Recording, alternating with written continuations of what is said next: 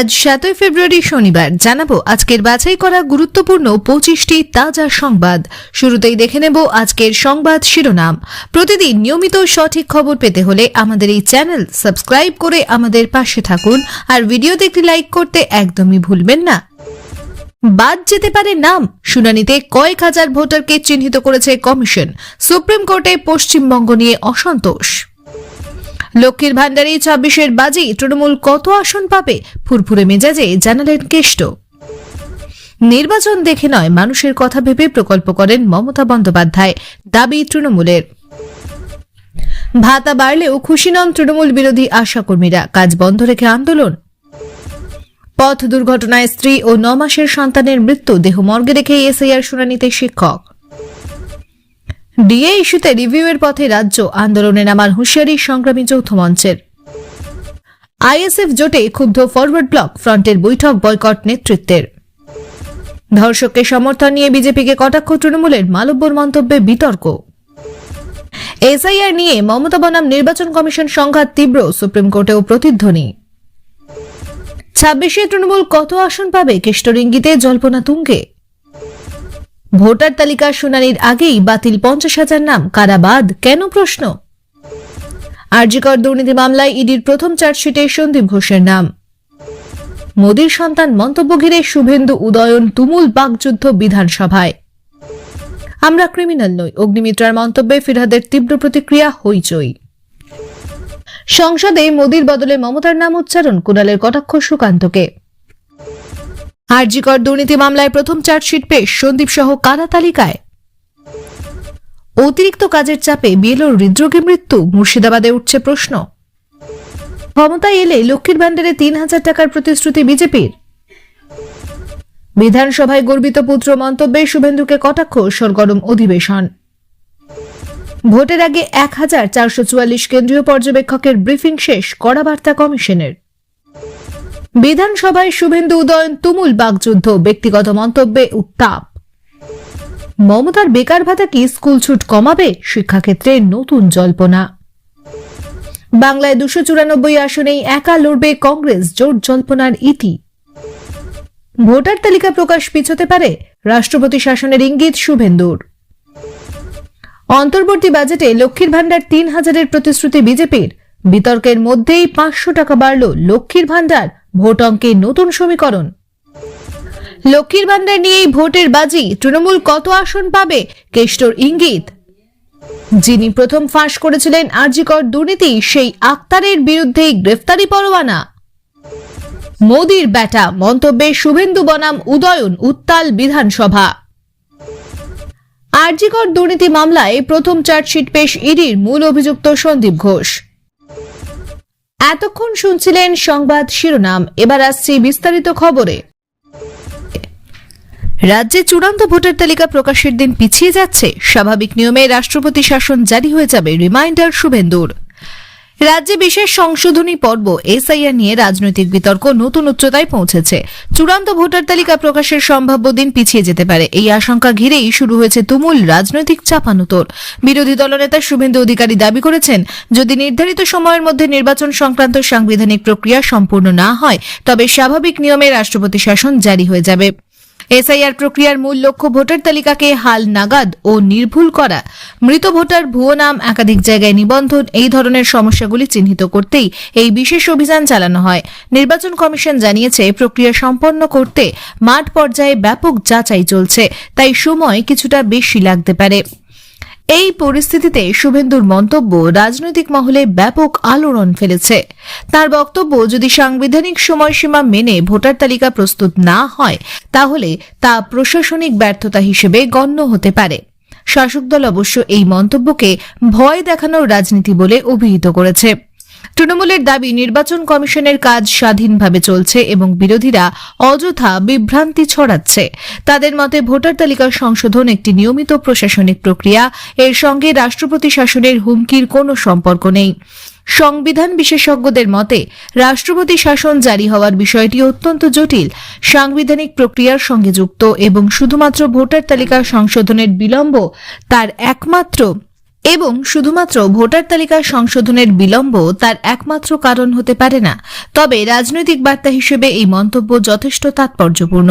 বিরোধীরা বোঝাতে চাইছে যে রাজ্যের প্রশাসনিক পরিস্থিতি অস্থির, আর শাসক দল প্রমাণ করতে চাইছে সবকিছু নিয়ম মেনেই চলছে।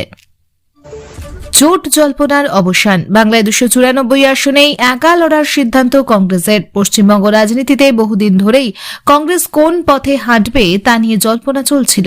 অবশেষে সেই জল্পনার অবসান ঘটিয়ে দল ঘোষণা করেছে আসন্ন বিধানসভা নির্বাচনে তারা 294টি আসনেই এককভাবে প্রার্থী দেবে। দলের রাজ্য নেতৃত্ব জানিয়েছে তৃণমূল বা বামফ্রন্ট কোনো দলের সঙ্গেই তারা আনুষ্ঠানিক জোটে যাচ্ছে না। কংগ্রেসের বক্তব্য, তারা নিজেদের সাংগঠনিক শক্তি যাচাই করতে চায় এবং স্বাধীন রাজনৈতিক অবস্থান তুলে ধরতে চায় মানুষের সামনে।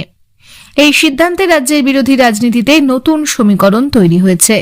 এতদিন ধরে বিরোধী ভোটের সম্ভাব্য একক মঞ্চ নিয়ে আলোচনা চলছিল। কংগ্রেসের এই একলা লড়াইয়ের সিদ্ধান্তে সেই সমীকরণ ভেঙে গেল। রাজনৈতিক বিশ্লেষকদের মতে কংগ্রেসের এই সিদ্ধান্তে একদিকে যেমন দলীয় কর্মীদের মধ্যে নতুন উদ্দীপনা আসতে পারে, অন্যদিকে বিরোধী ভোট ভাগ হওয়ার সম্ভাবনাও বাড়ল।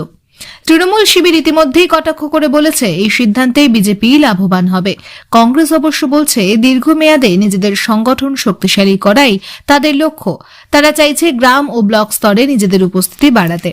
সব মিলিয়ে এই সিদ্ধান্ত বাংলার নির্বাচনী রাজনীতিতে নতুন মাত্রা যোগ করল। এখন দেখার কংগ্রেসের এক লড়াই কতটা প্রভাব ফেলতে পারে ভোটের ফলাফলে। মমতার বেকার ভাতা কি স্কুল ছুট ঠেকাবে? নিদেন পক্ষে মাধ্যমিক পাশের জন্য হিড়িক বাড়বে? রাজ্য সরকারের ঘোষিত বেকার ভাতা প্রকল্প নতুন করে শিক্ষাক্ষেত্রে আলোচনার কেন্দ্রবিন্দুতে উঠে এসেছে। প্রশ্ন উঠছে, এই আর্থিক সহায়তা কি শুধুই কর্মসংস্থানের অভাব মেটাতে সহায়ক হবে, নাকি এর প্রভাব পড়বে স্কুল ছুট রোধেও? বিশেষজ্ঞদের একাংশ মনে করছেন প্রকল্পটির শর্ত ও কাঠামোর উপর নির্ভর করেই নির্ধারিত হবে এর সামাজিক প্রভাব। সরকারি সূত্রে জানা গিয়েছে নির্দিষ্ট শিক্ষাগত যোগ্যতা পূরণ করলেই যুবক যুবতীরা এই ভাতার জন্য আবেদন করতে পারবেন। এখানেই মূল বিতর্ক। যদি মাধ্যমিক বা উচ্চ মাধ্যমিক উত্তীর্ণ হওয়া বাধ্যতামূলক হয়, তাহলে বহু ছাত্রছাত্রী শুধুমাত্র এই আর্থিক সুবিধা পাওয়ার আশায় পড়াশোনা চালিয়ে যেতে উৎসাহিত হতে পারে। গ্রামীণ ও অর্থনৈতিকভাবে দুর্বল পরিবারের ক্ষেত্রে এই প্রণোদনা গুরুত্বপূর্ণ হয়ে উঠতে পারে। শিক্ষাবিদদের মতে স্কুল ছুটের অন্যতম কারণ আর্থিক অনটন। অনেক ক্ষেত্রেই কিশোর কিশোরীরা অল্প বয়সে কাজের বাজারে ঢুকে পড়ে পরিবারের আয়ের জন্য চেষ্টা করে। যদি সরকার স্পষ্ট বার্তা দেয় যে শিক্ষাগত যোগ্যতা অর্জন করলে ভবিষ্যতে আর্থিক সহায়তা মিলবে, তবে তা পড়াশোনায় ধরে রাখার একটি বাস্তব প্রণোদনা হিসেবে কাজ করতে পারে। তবে সমালোচকদের যুক্তি ভিন্ন। তাদের মতে শুধুমাত্র ভাতার লোভ দেখিয়ে শিক্ষার মান উন্নত করা যায় না।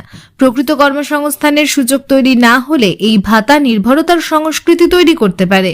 দীর্ঘমেয়াদে তা রাজ্যের অর্থনীতির উপর চাপ বাড়াতে পারে বলেও আশঙ্কা প্রকাশ করছেন কেউ কেউ। রাজ্য সরকার অবশ্য দাবি করছে এটি কোনো স্থায়ী ভাতা নির্ভর প্রকল্প নয়, বরং যুব সমাজকে অন্তর্বর্তী সময়ে সহায়তা করার একটি সামাজিক নিরাপত্তা উদ্যোগ। পাশাপাশি দক্ষতা উন্নয়ন প্রশিক্ষণের সঙ্গেও এই প্রকল্প যুক্ত থাকতে পারে বলে ইঙ্গিত মিলেছে।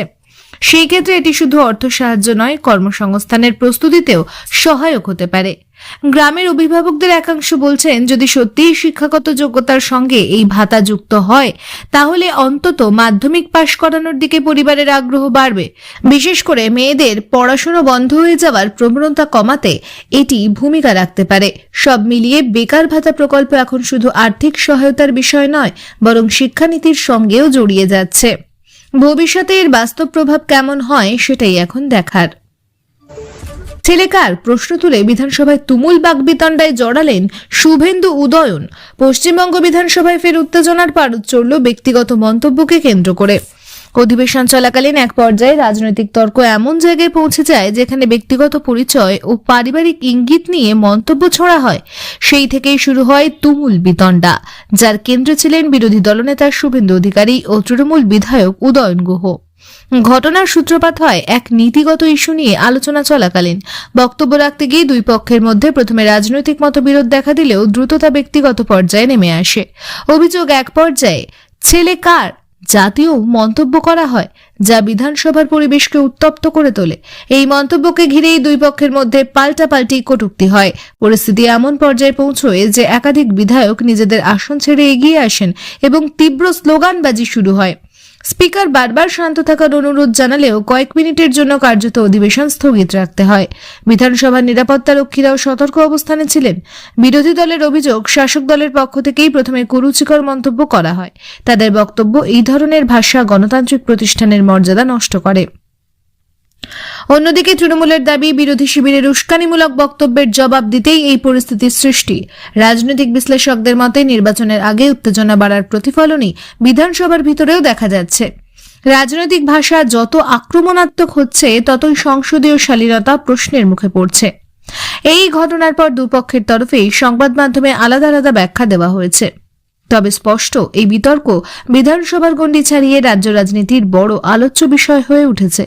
সব মিলিয়ে আবারও প্রমাণ হল, রাজনৈতিক মতপার্থক্য থাকতেই পারে, কিন্তু ব্যক্তিগত আক্রমণ পরিস্থিতিকে দ্রুত অস্থির করে তোলে। ভবিষ্যতে এমন ঘটনা এড়াতে কঠোর বিধানসভা শৃঙ্খলা প্রয়োজন বলেই মত রাজনৈতিক মহলের একাংশের। যুবসাথী ভাঁওতা, ক্ষমতায় এলে লক্ষ্মীর ভাণ্ডারে ৩,০০০ দেবে বিজেপি, বিধানসভায় শুভেন্দু। রাজ্য বিধানসভায় সামাজিক সুরক্ষা প্রকল্প নিয়ে তীব্র রাজনৈতিক সংঘাতের নতুন পর্ব শুরু হয়েছে। বিরোধী দলনেতা শুভেন্দু অধিকারী সরাসরি রাজ্য সরকারের যুবসাথী প্রকল্পকে ভাঁওতা বলে কটাক্ষ করে দাবি করেছেন, বিজেপি ক্ষমতায় এলে লক্ষ্মীর ভাণ্ডার প্রকল্পের ভাতা মাসে ৩,০০০ টাকা করা হবে। তার এই ঘোষণার পর শাসক ও বিরোধী শিবিরের মধ্যে তীব্র বাকযুদ্ধ শুরু হয়। শুভেন্দুর বক্তব্য, যুব সমাজকে বাস্তব কর্মসংস্থানের সুযোগ না দিয়ে কেবলমাত্র নামমাত্র ভাতা দিয়ে সরকার দায়িত্ব এড়িয়ে যাচ্ছে। তিনি বলেন, যুবসাথী নামে যে প্রকল্প দেখানো হচ্ছে তা বাস্তবে কর্মসংস্থানের কোনো স্থায়ী সমাধান নয়। তার দাবি, বিজেপি সরকার গঠন করলে মহিলাদের আর্থিক স্বনির্ভরতার জন্য লক্ষ্মীর ভাণ্ডারের পরিমাণ উল্লেখযোগ্যভাবে বাড়ানো হবে। লক্ষ্মীর ভাণ্ডার প্রকল্প রাজ্যের অন্যতম জনপ্রিয় কল্যাণমূলক প্রকল্প হিসেবে পরিচিত। গ্রামীণ ও নিম্ন আয়ের পরিবারগুলিতে এই প্রকল্পের প্রভাব ব্যাপক। সেই জায়গাতেই বিজেপির বাড়তি ভাতার প্রতিশ্রুতি রাজনৈতিক সমীকরণে বড় ফ্যাক্টর হয়ে উঠেছে। বিরোধী শিবির মনে করছে, সরাসরি আর্থিক সহায়তার প্রতিশ্রুতি ভোটারদের উপর প্রভাব ফেলতে পারে। তৃণমূল কংগ্রেস অবশ্য এই ঘোষণাকে ভোটের আগে প্রতিশ্রুতির ফুলঝুরি বলে উড়িয়ে দিয়েছে। শাসক দলের নেতাদের দাবি, বিজেপি শাসিত রাজ্যগুলির আর্থিক ও সামাজিক প্রকল্পের বাস্তব চিত্র মানুষ জানে। তাদের বক্তব্য, রাজ্য সরকার ইতিমধ্যে নিয়মিতভাবে প্রকল্পের আওতা বাড়াচ্ছে এবং প্রকৃত উপভোক্তাদের কাছে অর্থ পৌঁছে দিচ্ছে। অর্থনীতিবিদদের মতে, ভাতার পরিমাণ বাড়ালে রাজ্যের আর্থিক দায় বাড়বে, তবে তা স্থানীয় অর্থনীতিতে চাহিদা বাড়াতে সহায়ক হতে পারে। সব মিলিয়ে লক্ষ্মীর ভাণ্ডার এখন শুধুই কল্যাণ প্রকল্প নয়, বরং নির্বাচনের আগে বড় রাজনৈতিক অস্ত্র। শূন্যে নেমে আসবে বিজেপি, লক্ষ্মীর ভাণ্ডারের বরাদ্দ বাড়িয়েই গর্জন মমতার। লক্ষ্মীর ভাণ্ডার প্রকল্পের বরাদ্দ বৃদ্ধি নিয়ে সরব হয়ে বিজেপিকে তীব্র আক্রমণ করলেন মুখ্যমন্ত্রী। এক জনসভা থেকে তিনি দাবি করেন, মানুষের জন্য কাজের জবাব মানুষ ভোটে দেবে এবং বিজেপি শূন্যে নেমে আসবে। তার বক্তব্য ঘিরে রাজনৈতিক উত্তাপ আরও বেড়েছে। মুখ্যমন্ত্রী জানান, লক্ষ্মীর ভাণ্ডার প্রকল্পে বরাদ্দ বাড়ানোর সিদ্ধান্ত নেওয়া হয়েছে, যাতে আরও বেশি উপভোক্তা উপকৃত হন এবং আর্থিক সহায়তার অঙ্কও বাড়ে। তিনি বলেন, মহিলাদের হাতে সরাসরি টাকা পৌঁছলে পরিবারের উপকার হয়, সমাজ এগোয়। তার দাবি, এই প্রকল্প রাজ্যের সামাজিক নিরাপত্তা কাঠামোর গুরুত্বপূর্ণ অংশ হয়ে উঠেছে। তিনি বিজেপির প্রতিশ্রুতির সমালোচনা করে বলেন, যারা আগে বিরোধিতা করেছে তারা এখন অঙ্ক বাড়ানোর কথা বলছে। তার মতে, প্রকল্প চালু করার সময় নানা সমালোচনা হয়েছিল, কিন্তু এখন তার জনপ্রিয়তা প্রমাণিত। বিজেপি অবশ্য এই বক্তব্যকে রাজনৈতিক আক্রমণ বলে ব্যাখ্যা করেছে। তাদের দাবি, মানুষের প্রকৃত উন্নয়ন শুধু ভাতা দিয়ে হয় না, স্থায়ী কর্মসংস্থান ও পরিকাঠামো উন্নয়নই দীর্ঘমেয়াদী সমাধান।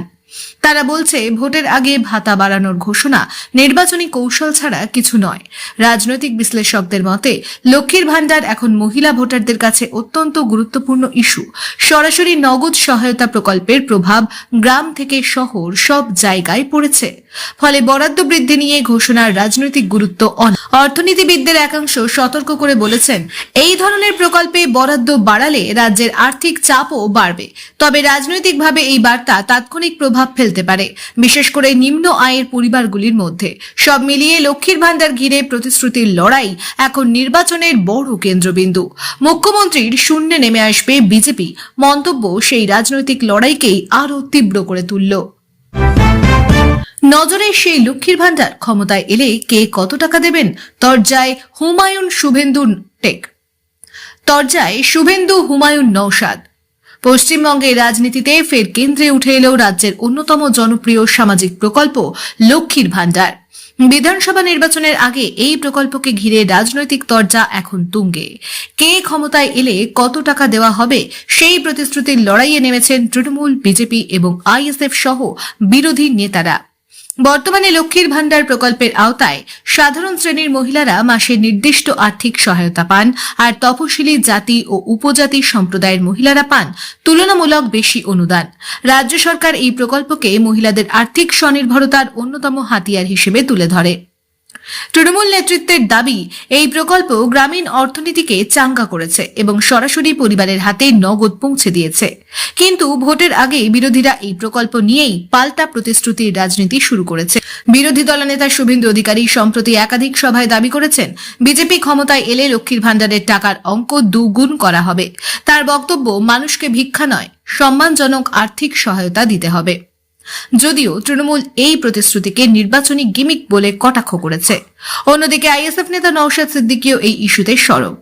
তার দাবি, শুধু ভাতা বাড়ালেই হবে না, প্রকৃত দারিদ্র ও প্রান্তিক পরিবারগুলি যাতে তালিকার বাইরে না থাকে তা নিশ্চিত করতে হবে।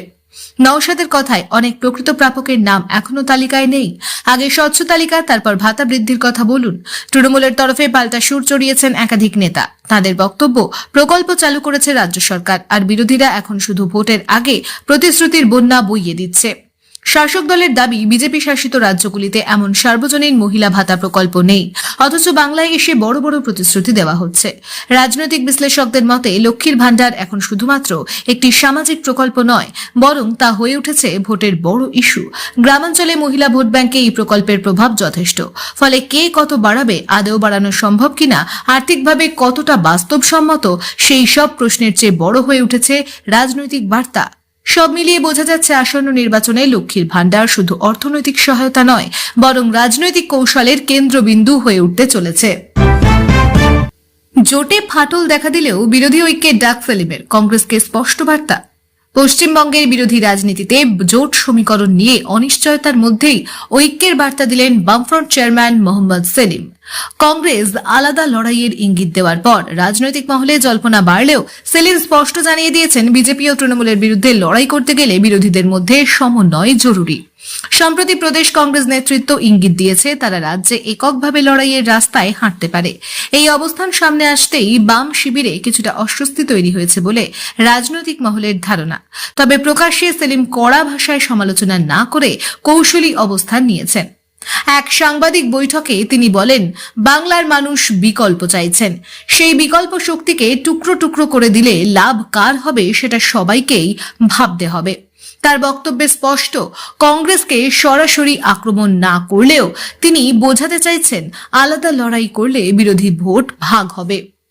সেলিম আরও দাবি করেন, মাটির স্তরে বহু জায়গায় বাম ও কংগ্রেস কর্মীরা যৌথভাবে আন্দোলন করছেন। ফলে শীর্ষস্তরে সিদ্ধান্ত নেওয়ার আগে নিচু তলার রাজনৈতিক বাস্তবতা বিবেচনা করা উচিত।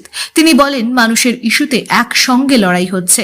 সেই বাস্তবতা অস্বীকার করে শুধু কাগজে কলমে আলাদা লড়াই করলে মানুষ সেটা ভালোভাবে নেবে না।